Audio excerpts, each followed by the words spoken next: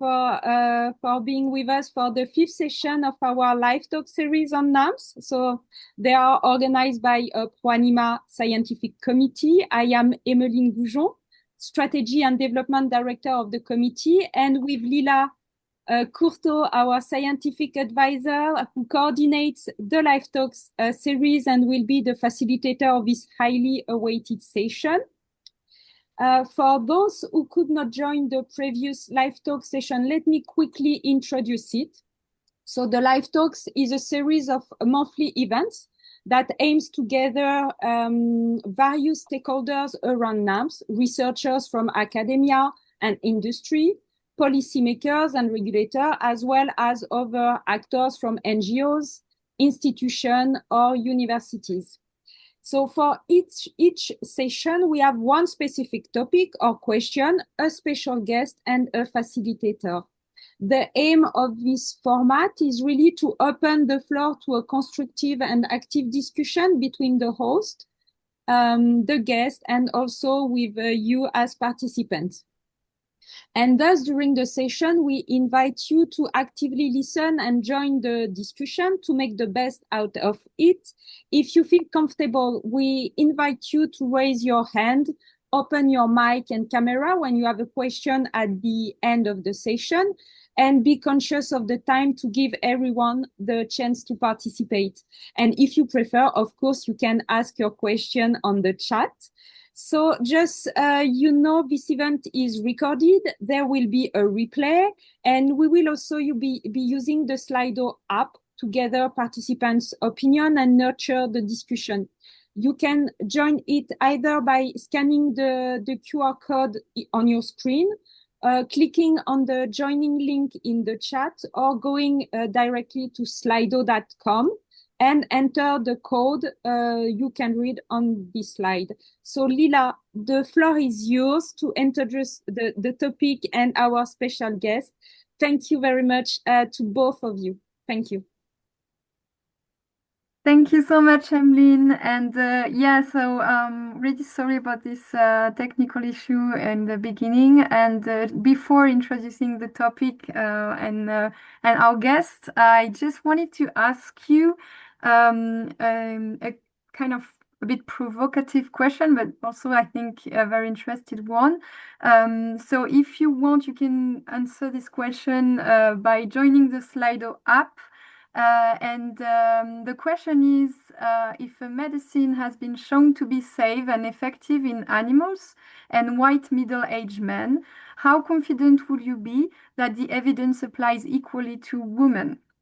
So are you very confident with this data and you think it will apply well to women? Somewhat confident, not very confident, or maybe you don't have a proper idea, which is a bit my case, to be honest. So I will wait a bit, see if you have been able to join the Slido and maybe share the results. That can be interesting to see. So maybe I will share again the link as well in the chat if you need. That might be useful.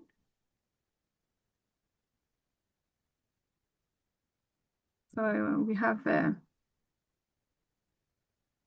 one reply, which is not very confident.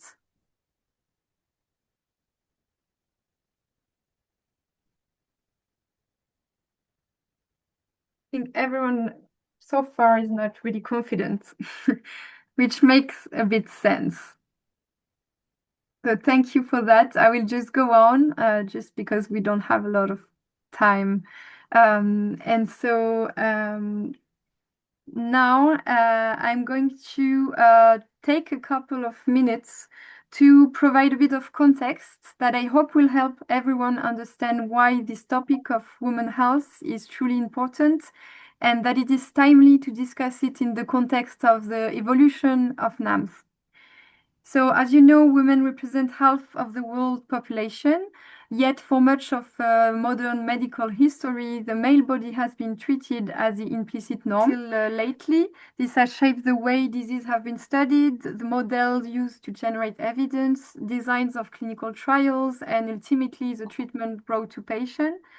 And so women were routinely excluded from clinical trial and preclinical studies as well. In animal research, male models were often preferred because female body was considered too complex due to hormonal fluctuation, even though biological viability exists in both sexes. So the consequence became impossible to ignore, especially following investigation into drug withdrawal in the late 1990s. It became clear that many treatments that had reached the market produced adverse effects that disproportionately affected women. Actually, 8 out of 10 treatments were withdrawn because they caused adverse effects on women. The cost of the design research around the default model that is male-based was measured not only in scientific gaps, but also in patient safety. Fortunately, today, the landscape is becoming to change and to be different. In the US, for example, the NIH expects that sex is integrated as a biological variable into research design, analysis, and reporting. Applications proposing to study only one sex require strong scientific justification. And in Europe, the EMA and ICH emphasize that clinical trials population should reflect the patients who will ultimately receive the medicine. So guidance are more and more supporting the equality, and they are also more and more careful about it. But in practice, a lot of behavior and development decisions still needs to be changed. And we can wonder why this change is so challenging. And what we have identified is that first, in practice, funding priority continue to reflect the imbalance. For example, even for conditions that affect millions of women, such as endometriosis, this kind of research field are still underfunded. And here is an example, but it's a general example, and we can observe that worldwide. There's also a model issue. So many traditional preclinical models still struggle to capture the complexity of female physiology, and it limits the ability to generate truly representative data. And finally, there's also a kind of behavior, social belief that is a barrier as well, because women were estimated or suggested to be too complicated to study. And so this was one of the reasons, and still a reason of reticence to include them in the drug development process and pipelines, because there is this risk of adding complexity. But complexity should not be an excuse for omission. And we know that to make sure that we are making good science for all the population, women should be included in research. Yet there is also an important question that remains. How do we move beyond simply adding women into systems that were never actually designed to study the target species biology or even individuality in the first place? And this is where NAMS, so new approach methodology, offer exciting opportunities, because NAMS, as many of you know, are human focused, so human relevant. And they go beyond the one-size-fits-all paradigm. They have the potential to not only improve the predictivity, but also address some gap in biomedical research, including the sex gap. So the question is no longer whether sex matters in research. We know that it does. The question is whether we are willing and able to use the tool now available to study it properly. And so this is the aim of today's discussion. It is to explore how innovative approach can help address women's health research, improve safety and efficacy assessment, and ultimately contribute to a more equitable and scientifically robust future for medicine. And so it is my pleasure and honor to welcome Dr. Zohei Izadifar to discuss this topic. Dr. Zohei Izadifar is an assistant professor at Boston Children's Hospital and Harvard Medical School and a research scholar at the Wyss Institute of Biologically Inspired Engineering at Harvard University. Her work brings together bioengineering, biomaterials, microbiology, and medical science to develop human tissue construct and organ and chips model for reproductive and urogenital health research. She previously led the development of the first preclinical human cervix model chip at the Wyss Institute and the next generation of a multifunctional sensor integrated organ chips platform. Her research has been recognized through more than 30 publications and over 25 awards and honors. In addition to her academic work, she is committed to advancing translational innovation and serves as one of the leads in Regenerative Medicine Manufacturing Society, helping connect academia, industry, and policy to accelerate biomedical progress. And more recently, Dr. Izadifar and her team at the Wyss Institute were awarded the prestigious Lutz Prize for Science 2026 for their work on next-generation sensor integrated human organ chip. Thank you so much, Zohei, for accepting our invitation, and my apologies again for this technical issue. I hope we will be able to manage it. I'll hand over now to you, and we will see how we can share your slides. Sure. Thank you so much for having me. It's a pleasure to join you. And I'm also sorry. I don't know if maybe the issue is from my part as well. I don't know what has happened because we chatted a couple of days ago and it was fine. So I shared this this slide with you guys. Were you able to see it? And maybe yeah, you can share. I'm currently opening the link. Okay. Yeah, so I'm not also seeing you share the screen, so we're just going to do it. Yeah, I'm going to try to follow what you say to make sure that it makes sense for people. Yeah. Okay, so I have now the slides, so let me see if I can share it. Is it working for you guys? Can you see the slides? Okay, I have a yes. That's good. Okay, perfect. I'm just gonna talk through it and hoping it will match because there are some animations there. I hope it works Okay. out. But I will do my best to okay. All right, so I'm just going to give you a little overview of the work that I have done and starting. So basically, so if you go to the second slide, this is going to tell a little bit about my journey through the research career that I had. So I started my research career in as my undergrad. So the last year of my undergrad, when I was being trained as an engineer, I started kind of became interested in how we can use engineering at the intersection with biology. So it was a project that I got involved in further when I was pursuing my master in Canada, where we looked at applying data-driven computational modeling, AI modeling approaches to better predict complex natural phenomena.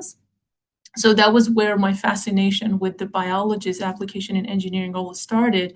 And then I kind of pursued, so if you click, you will see some of the research that I did during my PhD, that I became interested in applying this engineering expertise in the tissue engineering field, such as developing kind of novel biofabrication and imaging techniques for tissue engineering, including 3D bioprinting, where we incorporate cells, different types of material into creating 3D constructs, and also the imaging methods that will allow us to monitor how these engineered constructs will perform when they are implanted in the patients. And that study was mostly in animal, but the purpose was to expand the translational applicability of those technologies we developed. Then my curiosity on how we can take these technologies to the clinical trial take me to a short training in Toronto, where I did application of universal human stem cells that are genetically engineered to provide a kind of immunogenically safe and tumorigenically safe resources for engineering tissues for transplantation and different regenerative applications. And my project was mainly focused on how we can use these cells to create vascularized tissue. And as you see a little video down there, there's on how these cells, we were able to successfully differentiate these cells into endothelial cells that were functional in forming these tubes. Then I moved to the Wyss Institute at Harvard University, where I did more work on now the tissue engineering applications for creating human in vitro model systems. And this was a project mainly involved in creating low reproductive tract organs. So as you will see in my future, like the more kind of slides that are coming up, our focus was mostly on the cervix and vagina chip models. And now in my lab at the Boston Children's, Harvard Med School, we are now expanding these technologies to create more models of the urinary tract as well, and integrating them with the reproductive tract. So if you go to the next slide, I'm going to talk a little about why women are disproportionately affected in the health conditions. And if you keep clicking, those circles will come up one by one. So the women are the major responsible kind of human beings for the reproductive function in humans. And as such, their biology, their anatomy has been adapted to undertake this major biological task. So they become disproportionately affected with all of these conditions, including infections, like different kinds of STIs, the complications of pregnancy and childbirth, cancer of different reproductive organs, chronic conditions such as endometriosis, infertility. And so this is all the conditions that affect only women and make them sometimes more susceptible to conditions that, for instance, infection as STIs, that men are exposed as well. But add on top of that the socioeconomic and cultural factors that add more to this disparity, because we know women on the countries and areas that are in suboptimal socioeconomic conditions, they are even at more disadvantage for being kind of at risk of acquiring these conditions. So the next slide, well, a little more about the complications, as you mentioned in your kind of primary slides as well, about the complications in the female's reproductive conditions. Why women are more complicated in their biology, because women go through major changes in their in their functions and kind of the biology that they go through life, and this is associated with the changes in their sex hormone levels. You see in this graph, throughout their life, they have kind of frequent and sometimes very major changes in their hormone levels, and those hormone levels not only affect their reproductive organs, but systemically in their function of their body. And their genetic factors as well is one of the major contributors to this. But compare that to the male, you see that their hormonal changes early in life, they have a few of changes, but for the most part of their life, their hormone level is stable. So they are not exposed to such major changes biologically as women. So the understanding that the female biology is challenging over the last probably century made many people in the funding area as well as the research to come to this conclusion that, okay, women are very complex in their biology, they're hard to study, and they're not mostly dying from it except when it involved their fetals, right? And then they decided to just exclude it from research. And that has resulted in now we see a major and significant knowledge gaps in biomedical research that is kind of about women's health and biology. And many of the treatment and the standard of care that is available to women are basically only management-based, that they are very inefficient, and has resulted in the kind of prevalence of chronic condition among women and over $20 billion of healthcare costs per year. So this is now kind of becomes a major thing for us to recognize, but it was a norm for many, many decades to just ignore it. So the next slide, why the conventional model systems that we have limited translational value. As I mentioned in my previous slide, because women have dynamic hormone-derived changes and physiologically in their body, they are also very unique in different other aspects of their biology. For instance, the microbiome they're colonized in different parts of their body is very unique to them, and the interaction of the host and the microbiome, how it changes in health and disease, is kind of very different in women compared to men, and also in humans compared to animal models. And some of the genetic factors associated with human females contributes to some of the metabolic and immunity functions in women that we cannot really see in animals. They're kind of, as you know, genetic is very different in animals. Their reproductive anatomy different. They are mostly colonized with different kinds of bacteria that is not similar to what humans are colonized with. And their immune system is different. They are typically more stronger, they have more robust immune systems compared to human. And they have, in terms of the hormonal changes, they have different hormone sex profile as well. Mice do not menstruate. They do not experience menopause the same way humans do. And also the in vitro models that people have been using for many years, they are now become more apparent that they are overly simplified. They cannot really physiologically model some of the major aspects of the human organs and specifically female reproductive organs. So their clinical relevance become very limited.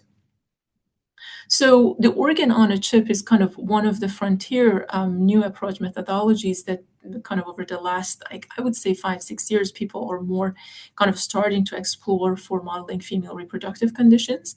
And thankfully, more and more people are developing new models for different organs of the female reproductive tract. And that includes fallopian tubes, ovaries, the uterus, and cervix and vagina. So I'm just going to go over some of the work we did over the past several years that were focused on developing human cervix and vagina. We kind of leveraged this commercially available microfluidic device. As you guys know, that is now we can buy it from the Emulate company, and it allows researchers to create the interface of different types of tissues on the same device. So we created the human cervix and vagina by recreating the interface between the epithelium and the stromal cells. And in the cervix chip, we kind of successfully developed that interface. We showed that these cells can be differentiated. These are primary cells that were isolated from humans, and we could differentiate them to a state that they formed the same cellular structure and phenotype, the mucus-producing phenotype of the cervix in the chip. And the vagina, similarly, we were able to create that epithelial cell tissues interface with the stroma, and that kind of can create that pseudo-stratified epithelium that is key in the vaginal lumen, with expression of some of the major markers of a differentiated vagina.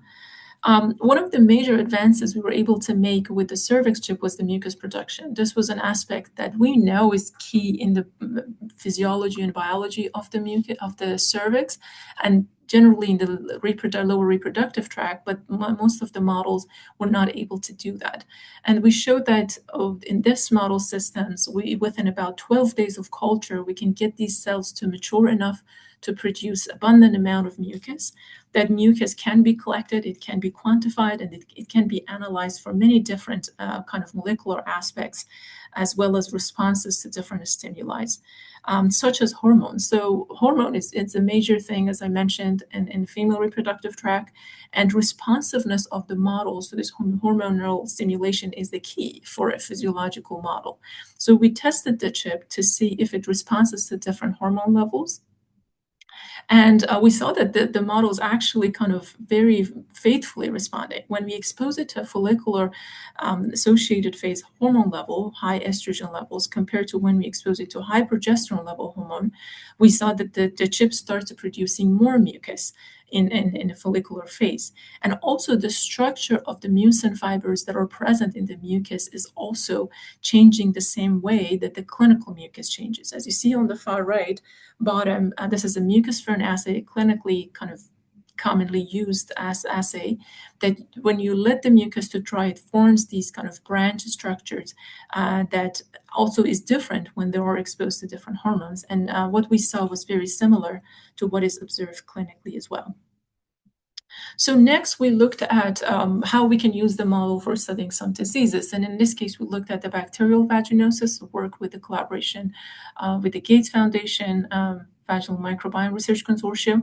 So here we looked at the disease that is associated with the dysbiosis in the microbiome of the female reproductive tract.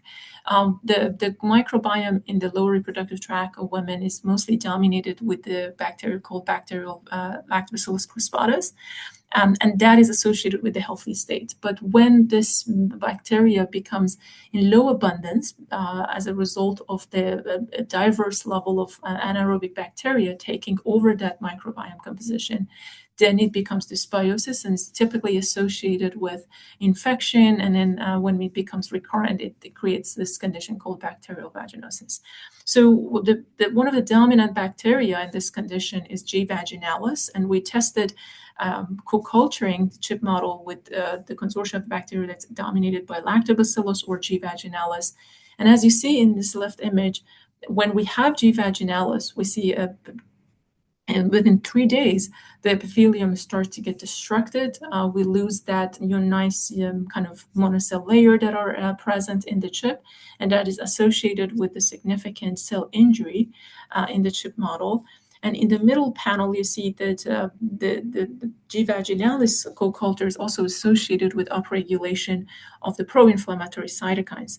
But when we have L. crispatus, the kind of optimally associated bacteria, we have significant downregulation of, for instance, TNF alpha that shows this is kind of the chip is very nicely responding to the bacteria. Also, the chip barrier function.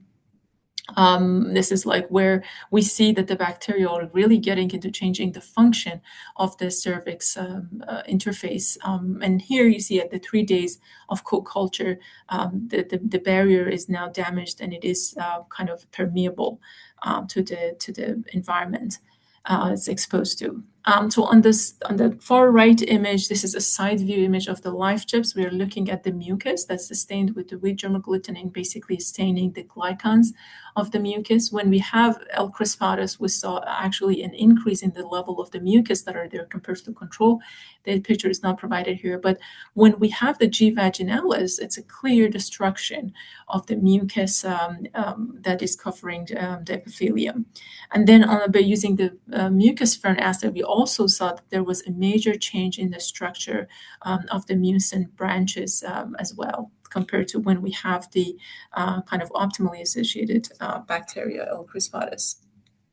So we also kind of worked to advance the functionality of these organ chip model systems by integrating biosensors. One of the major kind of issues that the field is now facing, and hopefully it's like moving to be resolved, is how much we can get information about these tissues, both dynamically during the culture, as well as like at the end, in addition to just like determining the chip only for 1 or 2 assays. So for addressing that kind of readout problem, we integrated multiple type of biosensing capabilities into this platform, including the translation of the transepithelial electrical resistance, basically measuring how barrier is functioning. We integrated oxygen sensors that can look at the changes in the oxygen tension level inside of the chip, and also using the similar technology, we looked at the kind of the changes in the pH level as well. And on the right top, you see how this setup looks like. The pH sensors, oxygen sensors, and TR electrodes all integrated within the same device that's also compatible with the commercially available kind of Zoe culture module, which enable us to run 12 chips at the same time and remotely measure these metabolic functions on the chip throughout the culture time and throughout studies. So on the bottom, you see how this data will look like. This is a kind of, we tested it on the gut chip, that throughout 23 days of culture, we can measure the barrier function and see how it is changing. When we tested that on a cervix chip, we could measure when the kind of barrier changes in response to hormones when we go from ovulatory high estrogen to non-ovulatory high progesterones. And also the oxygen tension on the chip. So this was, again, the gut chip, that the presence of a microaerophilic environment is key, especially for the presence of the microbiome in the intestine, that are, most of them are anaerobic. So we showed that with the chip design that we had, not only we were able to help the cells drive their own oxygen down to the microaerophilic levels, but also we can kind of dynamically measure how this is changing, that when at the 11 days we start the differentiation, this is the time when it actually kind of gets into the microaerophilic environment and it maintains for the rest of the culture. So over these kind of several years past research work, we showed that we can have a preclinical platform for modeling the lower female reproductive tract conditions. We can get the cells primarily from the tissues, put them on a chip, use these systems, commercially available devices, or even like the in-house made microfluidic devices. We can develop these good and reliable chip models. There are a range of different and molecular and functional and even imaging-based analysis that you can perform on these chips throughout the culture time. And after that, when you mature these tissues, you can now take them to ask important biological questions, such as how they interact with the bacteria, how they will respond to the kind of therapeutics, what is the presence and absence of immune cell would do to them. So some of the implications that we can have in the future for these is we can use them for advancing both basic and translational women's health. They can, like, already they have been used for studying fertility, for instance, how these cervix chip, because the mucus is one of the major kind of components in fertility when it interacts with the sperm. So they've already been used on that. They are now also used for studying some of the complications with pregnancy, such as preterm birth. We can use these models to really deep dive into understanding some of the mechanistic kind of aspects of how the cervicovaginal mucosa works in healthy and disease states, and looking for how the kind of variability among different individuals, and also different genetic backgrounds might play a role in the disparity of health among different populations, and looking at how these organs really interact with pathogens for different diseases. And based on the information we get from this, we can address some of the knowledge gap that exists, and that will help us to identify new therapeutic targets, develop new drugs, and also preclinically test them on these model systems, and then can be applied for a range of different conditions such as infertility, pregnancy, and even cancer. So with that, I kind of hope that I give you a little overview of the work they have done. And then this work is also kind of the work from many people that contributed over the years for this project. And I'm happy to answer any questions and continue the discussion, Leilas. Thank you very much. Thank you so much. That was super interesting, and also a bit of look like visionary research to have such functional tools, and very, very interesting. I don't know if you have a reaction from participants, if people have specific question on one slide or on what they have presented, do feel free to ask. And otherwise, we can start the discussion. And I will stop sharing my screen now. Okay. I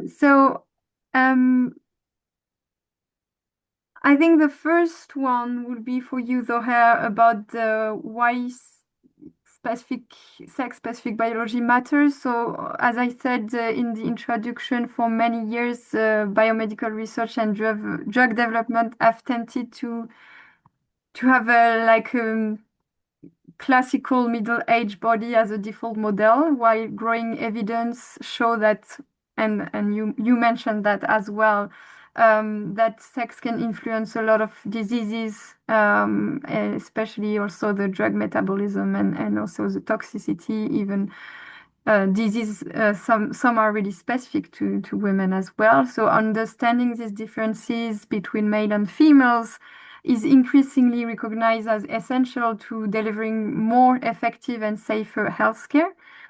So based on your experience and the emerging scientific evidence, could you share some example where sex-specific biology has significantly influenced disease understanding, treatment outcomes, or safety assessment? And what lesson can this example teach us about the importance of integrating sex differences earlier in the research process? Sure. I think one of the kind of classical examples that more and more people are becoming aware of is the cardiovascular diseases, right? So now there are many clinical information about the cardiovascular diseases show differently in women and in male and female. Male usually presents with the macrocardiovascular diseases that has very acute symptoms. Immediately, like the typical kind of symptoms that we see, such as like shortness of breath, chest pain, and all that, that because it is known and the standard of care established for that, they will get immediate treatments, right? But in women, it shows very differently because women are affected with the microvascular dysfunction that does not have the same symptoms. And it is because they are affected with these conditions differently. And as such, because the understanding of a disease is different, there are not known symptoms for that. So they don't have proper kind of way to understand this disease and kind of come up with the treatment options that the women have, and that has resulted in the more kind of adverse outcomes for women compared to men for the vascular diseases. Another interesting, I think, evidence is on the STIs. Like women, basically the responses to pathogens, male and female, are very different because their immune system are very different. The same we see in autoimmune diseases, it affects more than 80% of women, but not as much in men. And that directly talks about how their immune system is different. And we are seeing even more emerging evidence about how they are responding to different pathogens differently. For instance, the gonorrhea infection, it typically goes very silent in women, but it is very, very acute and loud symptoms in men. And that results in men getting immediate attention and care to overcome the infection. But in women, it goes silent for a very long time because their immune system is more tolerant to it. But over time, it becomes into a more chronic condition, such as pelvic inflammatory diseases. So I think this evidence from clinical data, when it comes out, it will tell us like how major that difference could be in the symptoms of the disease and the way we are treating them, and at the end of how the quality of life will be for this for between men and women. And it is important to consider that increasingly in research. Yeah, definitely. And thank you for the really clear examples. And I'm sure it's a non-exhaustive list of conditions, and there's many more to discover and to bring evidence on.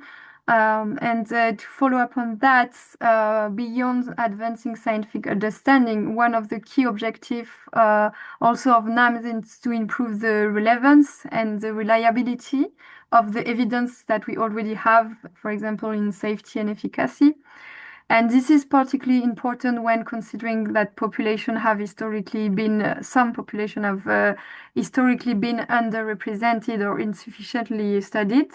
So what role do human relevant models play in reducing the uncertainty when evaluating the safety of medicines, chemicals, or even medical products for the specific focus of women, and how might they contribute to more informed regulatory and public health decision making?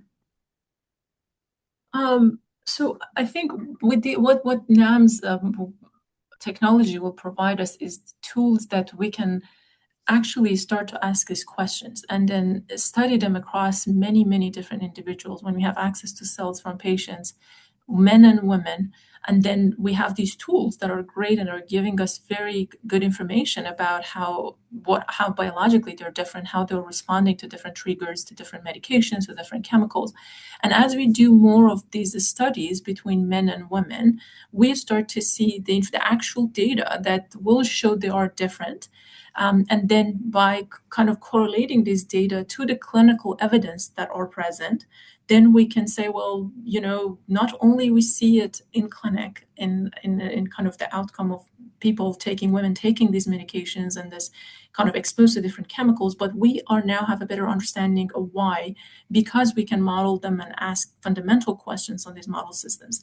And when we get this information, and I think this provides great evidence and kind of the foundation for telling people this is really important. And if you do not consider that, you are risking the safety of 50% of the population that are females. So I think NAMS is providing this opportunity to really kind of better understand and provide data to prove that there are biological and fundamental differences between men and women.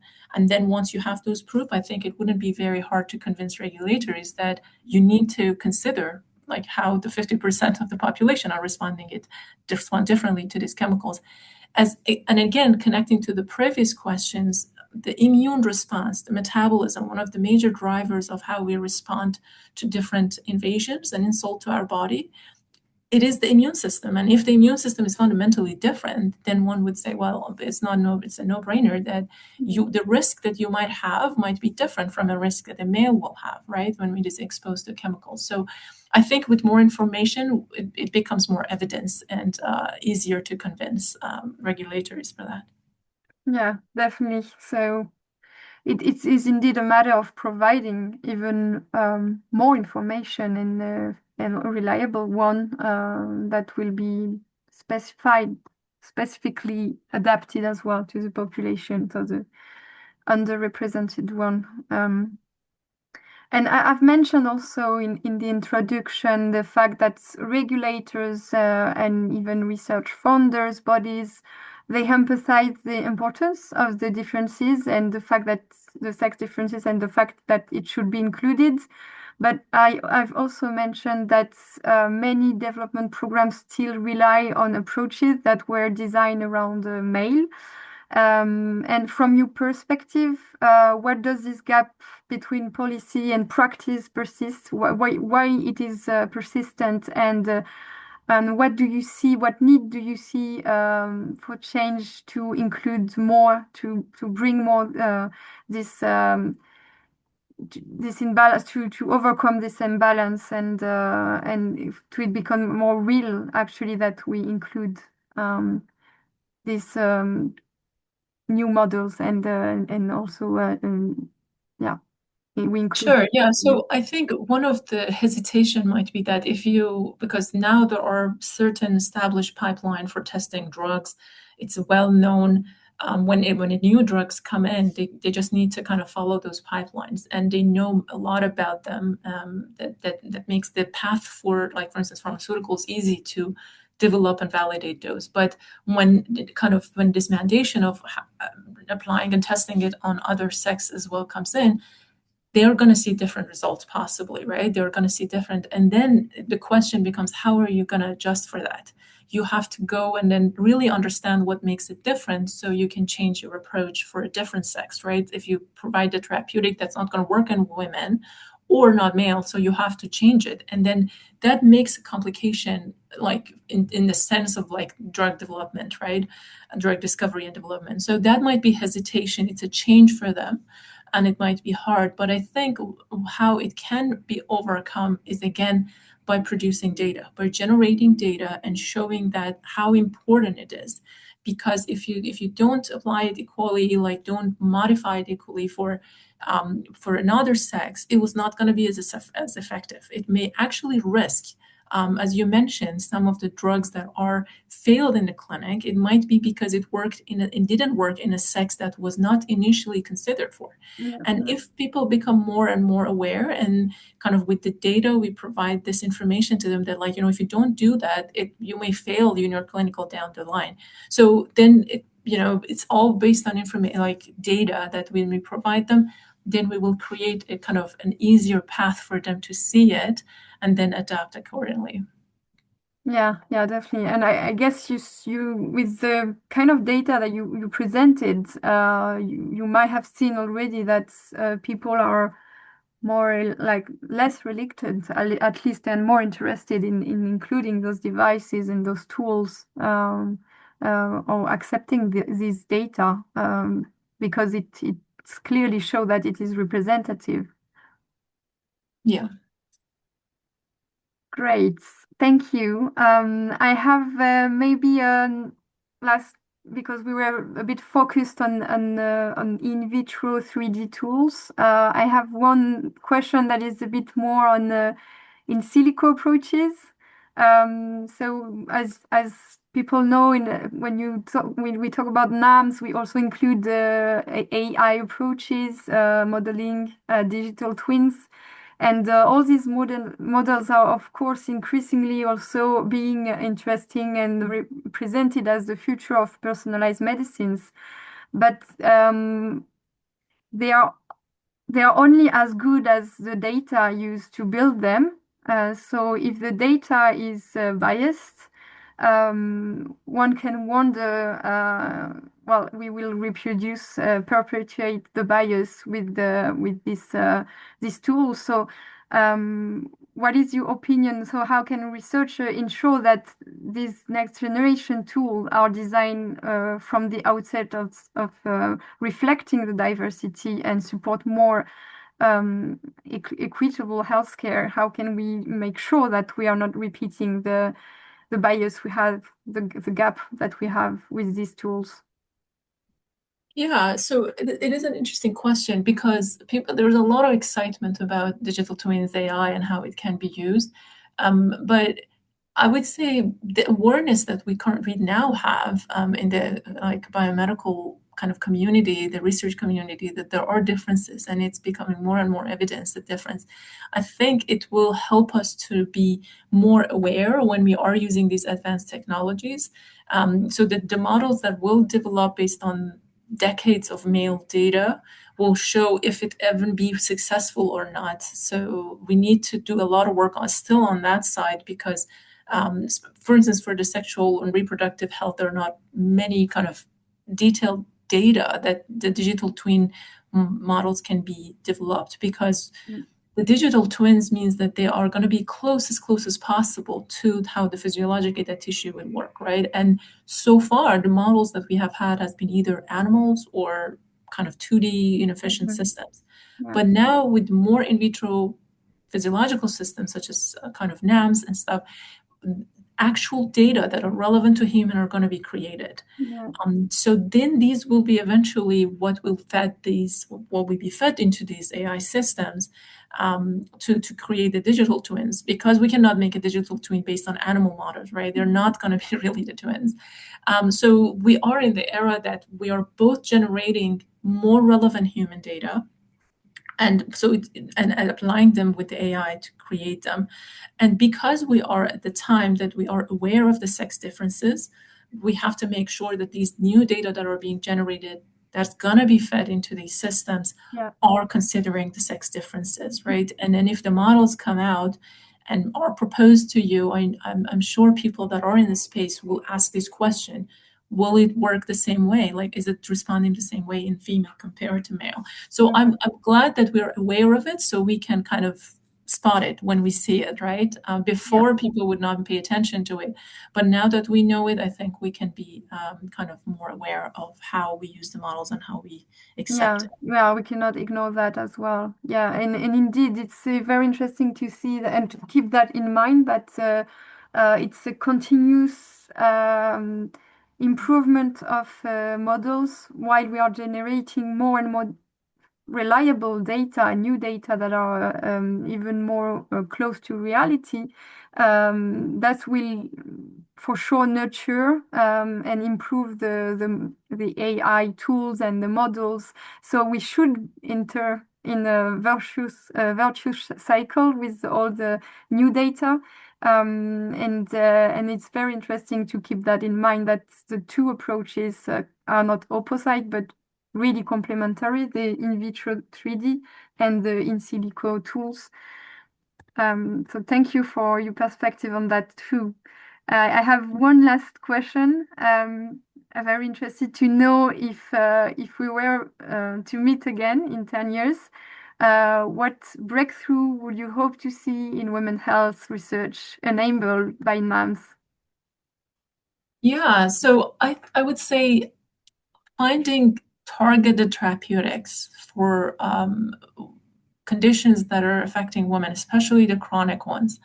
If we can use NAMS to address some of the major basic science gaps about understanding of mechanism of diseases and identify targets that we can use them for developing new therapeutics that can help women with their conditions, not to just manage their symptoms, but to actually treat them. I think that will be a major breakthrough because I think NAMs are the models that will be human relevant, and they have the capability to provide new and very kind of innovative way to understand the mechanisms. And so I would look forward to see one of these breakthroughs and like new target discoveries come out, and we develop drugs for it. And hopefully in kind of 5 to 10 years, we can see an IND submission for that's going to be tested in clinical trials. Yeah, that would be amazing. Thank you so much for answering my question. And I just want to check with you, because we started a bit later, if it's fine if we have 5 more minutes. Yes, absolutely. Yeah. For people. So if participants that were listening actively have questions, please do feel free to ask a question on the chat, or to raise your hand, or to open your mic, and we will try to, and Zohar probably, because it will be for her, will try to answer. In the meantime, I also have put one question on the Slido for you. Which because I can't read it. yeah, I will obviously read the question for you, Zohar, if we have one. I don't see any questions so far, yeah. So people do feel free to jump in if you have a specific question, and otherwise, I think we can conclude.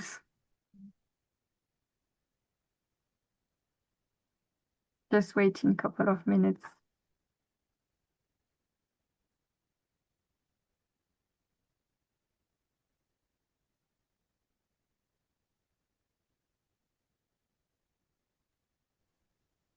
Yeah, so I don't have a question, but just wanted to thank you, because it was really a really clear exchanges and exchange and discussion, and giving us a good idea of all the perspectives these new models bring, and it's very fascinating.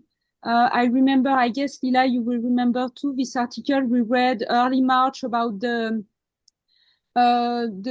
next generation or discovery, and among them was the pregnancy on a chip, and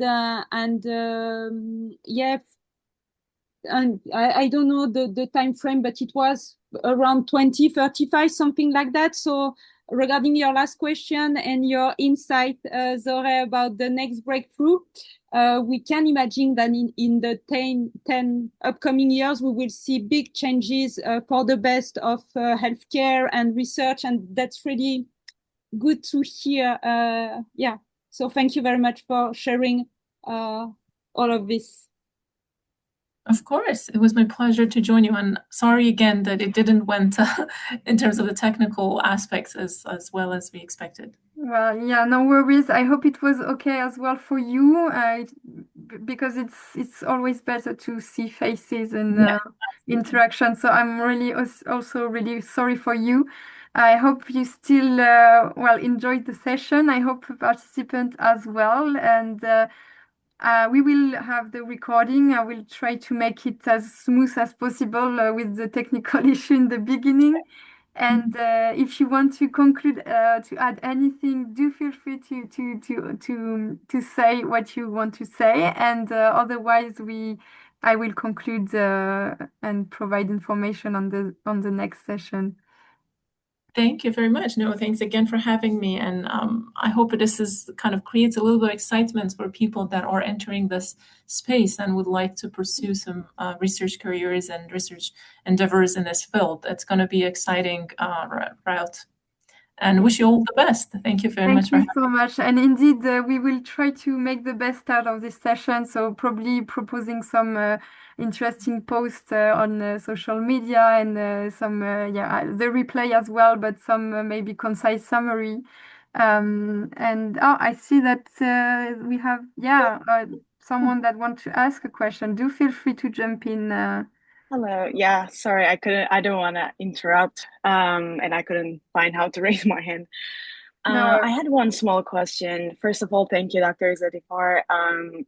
My question is about how should we consider treatment methods and like developing targets, like you mentioned, versus preventive methods for these women health related diseases? Like, is there any specific considerations we should look into while we're trying to treat the disease versus prevent the disease? Yeah, that's a very good question because it's always good to prevent, right, before something comes up. I think that the lack of knowledge that we have about how we can prevent is because we don't know how our body works in the first place, right? When we are healthy, how our body works, that we do not get those diseases, and what happens when we get those diseases, right? So if we know that, if we know like what are the mechanisms that are involved in either side of this equation, then we will know how this transition will happen and how to prevent that. So I think the understanding of how our body works in the first place to protecting us, and then what happens that we become prone and then acquire the disease, then will kind of show us a good kind of picture of that dynamic. And then we can decide, well, what we can do to prevent that transition, right? And then come up with preventative strategies. And then when it goes all the way to the severe condition, how we can treat it. So I think it goes all back to the knowledge that we need to acquire as we kind of do more research in this field. Yeah, thank you. Yeah. Thank you very much indeed, and thank you for the question. It was very interesting. If you are okay as well, Zoe, we will be sharing the slides with the participants because the beginning was a bit chaotic. I was not able to share everything, so I hope everyone will also get the slides because they were super good, super interesting. And with that, I thank you, especially you, Dore, and everyone who joined. And I wish you a good day or end of the day, depending on where you are. And we will be in touch with the replay and more information soon. Wonderful. Thank you very much. You guys as well. Bye. Take care. Bye.